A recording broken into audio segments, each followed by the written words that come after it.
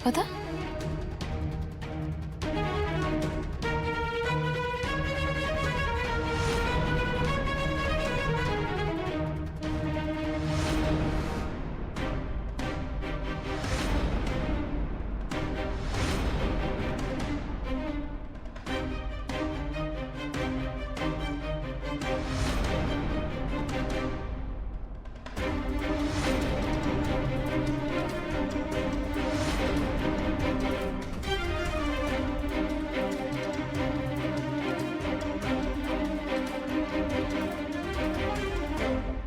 शिवाबद्दल गैरसमज निर्माण करायला इतक्या लवकर सोल्युशन मिळेल असं वाटलं नव्हतं मला.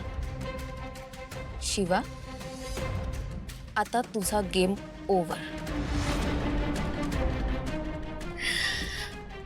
चला.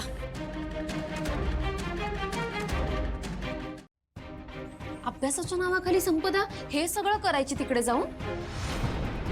म्हणून मी तुम्हाला सगळ्यांना सांगत होते त्या शिवाला या घरात घेऊ नका, कारण संपदा चुकीच्या संगतीत येते. पण तुम्ही सगळ्यांनी माझं ऐकलं नाहीत.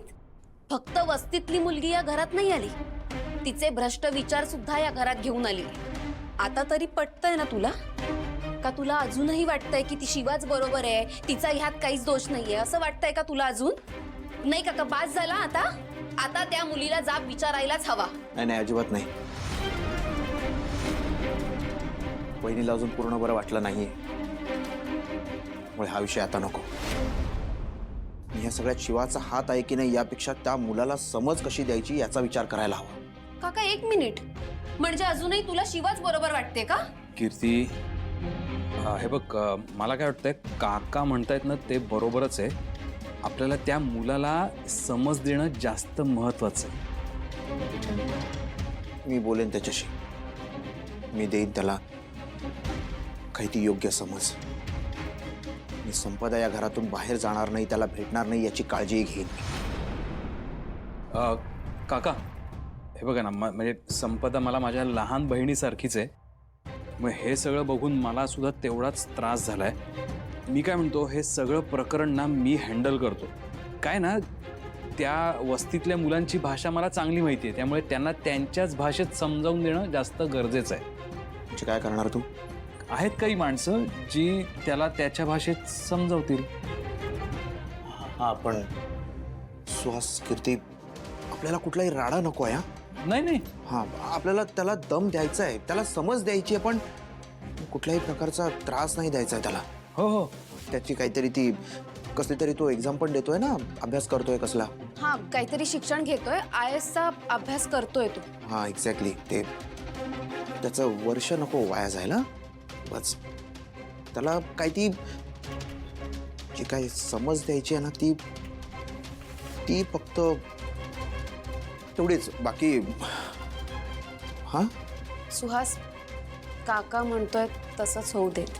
हो हो, मी अगदी नीट काळजी घेईन.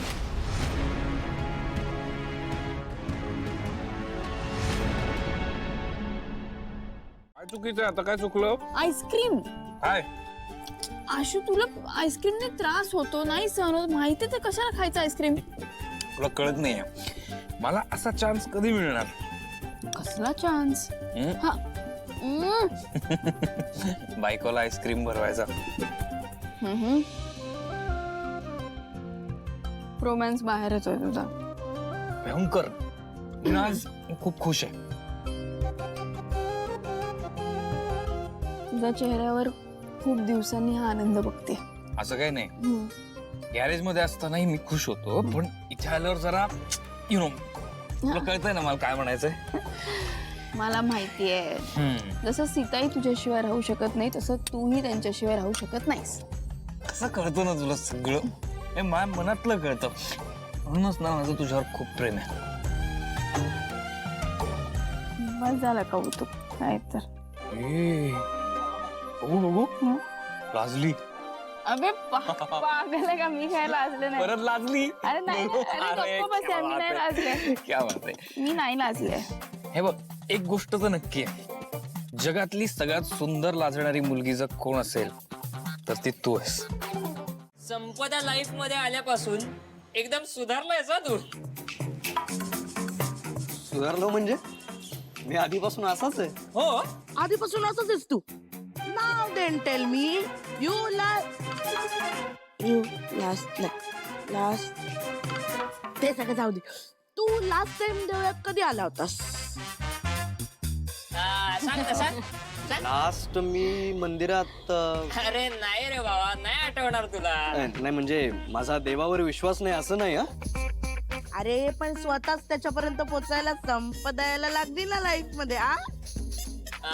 सायलेन्सर अरे प्रेमात असं होतं तुला नाही करणार तू लहान आहेस ए बास बास बास त्याला खूप त्रास देऊ नका आता तुम्ही. बघितलं ना बॅटरी, आताही त्याचीच बाजू घेणार. बरोबर आहे बाबा आपण गोड आहे बाबा अरे खरंच बास बास. बरं रॉकी, मी तुझ्यासाठी स्वीट आणलंय. स्वीट? हा स्वीट काय स्वीट दही साखर. ओ अरे रॉकी पाहतोय ना कशी जय्यत तयारी सुरू आहे हे बॅटरी, शिवाने पण आशूला ऑफिसला जायच्या आधी दहीसाखरच दिली होती ना. अरे हो पण हे सगळं आत्तापासूनच सुरू आहे म्हणजे लग्नानंतर किती लाड होते लाड वगैरे असं काही नाही, ते द्यायचं असतं ना असं म्हणून आणलंय. द्यायचं असतं? आम्हाला माहितच नाही द्यायचं असतं ते. गप्पनाच जरा थांबा तुम्ही आता जरा.